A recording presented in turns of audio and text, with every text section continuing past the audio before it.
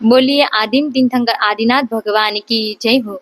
जय बोलो एक श्री महावीर भगवान की जय हो।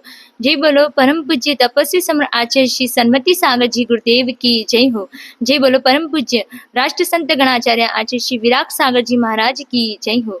जय बोलो परम पूज्य मम आराध्य दिव्य तपस्वी आचार्य भगवान श्री सुंदर सागर जी गुरुदेव की जय हो। द्वादशांग जिनवाणी माता की जय हो।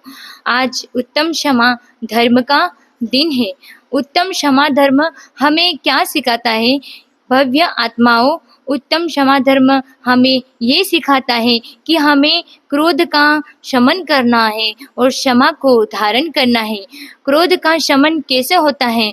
जब भी प्रतिकूल परिस्थिति आती है, कोई हमें गाली दे, कोई हमारी निंदा करे, तब भी हमें समता भाव को धारण करना है और क्षमा धर्म को हमारे जीवन में अंगीकार करना है।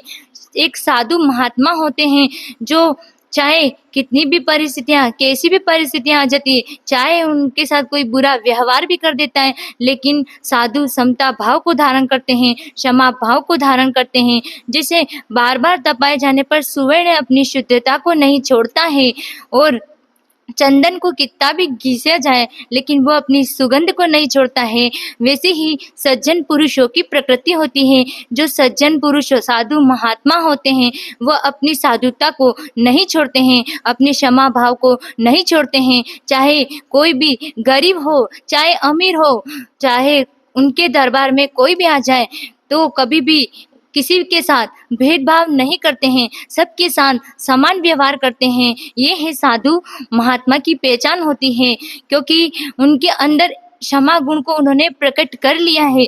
ये क्षमा धर्म उन्हीं के जीवन में आएगा जो अपने जीवन में कभी क्रोध नहीं करेगा। क्रोध का शमन करना ही क्षमा धर्म है। क्षमा धर्म उसी के जीवन में आ सकता है जिन्होंने अपने जीवन में 4 कषायें होती हैं, क्रोध, मान, माया, लोभ।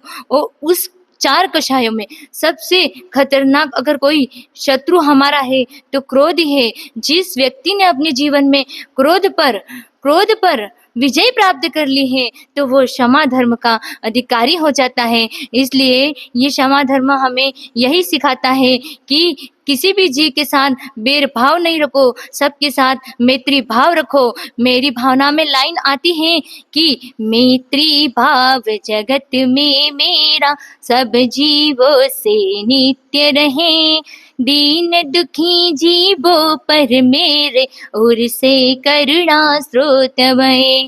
तो ये मेरी भावना की वो पंक्तियाँ जिसमें यही बताया गया है कि चाहे कोई भी जीव हो, सभी जीवों के प्रति मैत्री भाव रखे, सभी के प्रति करुणा भाव रखे, किसी के साथ दुष्ट व्यवहार नहीं करे। और जिसने अपने जीवन में अगर मैत्री भाव रखना शुरू कर दिया, जिन्होंने अपने जीवन में क्रोध का शमन कर लिया, वही क्षमा धर्म को प्राप्त कर सकता है। धर्म प्रेमी बंधुओं, उत्तम क्षमा धर्म को अपने जीवन में अंगीकार करो, यही उत्तम क्षमा धर्म कहता है। ओम नमः सिद्धेभ्य। परम पूज्य आचार्य भगवान श्री सुंदर सागर जी गुरुदेव की जय हो।